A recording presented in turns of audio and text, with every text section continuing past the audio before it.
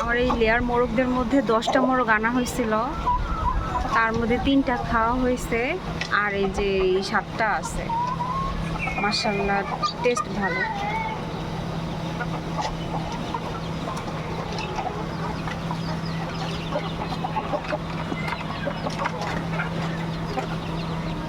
আর এই দেখেন আমার দেশি মুরগিগুলা মাশাআল্লাহ বড় হয়ে গেছে আগের থেকে অনেকটাই। তো অনেকে আমার খামারের এই খাঁচাগুলো ডিটেলস দেখতে চাইছিলেন। এই দেখেন খাঁচার ভিতরে কিভাবে করা হয়েছে। এই যে ভিতরে এরকম সিস্টেম করা হয়েছে।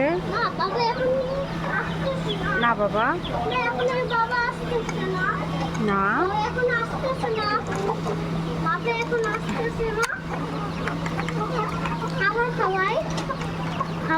এই যে আরো এখানে 2টা মোরগ আছে আর 2টা মুরগি আছে। মাশাআল্লাহ মোরগগুলা ওর বাবার মতোই হইতেছে, শেপগুলো ওইরকমই হইতেছে। তো ওদের মাঝখানে এই বোর্ডগুলা দেয়া হয়েছে, কারণ একটু লাফালাফি করে তো এই কারণে দেয়া হয়েছে। এই যে অবস্থা।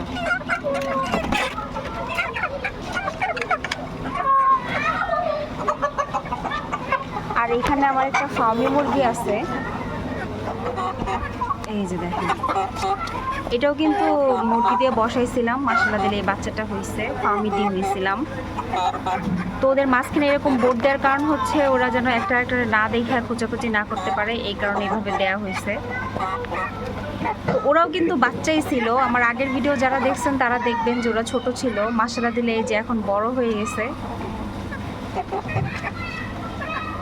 বাচ্চাগুলা। মাশাআল্লাহ মাশাআল্লাহ এই যে বাচ্চাগুলো দেখেন বড় হয়ে যাইতেছে। তো ওদেরকে ভ্যাকসিন দিব, 5 দিনের দিন ভ্যাকসিন দেওয়া লাগে।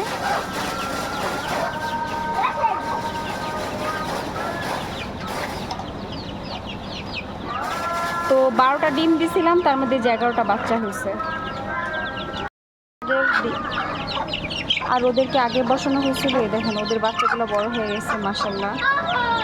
তো ওদেরও যখন বাচ্চা ফুটছে তখন আমি দেখাইছিলাম, ভিডিও দিছিলাম, আপনারা আগের ভিডিও দেখলে দেখতে পারবেন।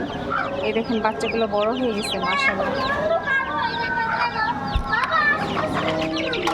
তো ওদেরকে আমি পাশাপাশি রাখছি, এই যে আর হচ্ছে এই যে বাচ্চা।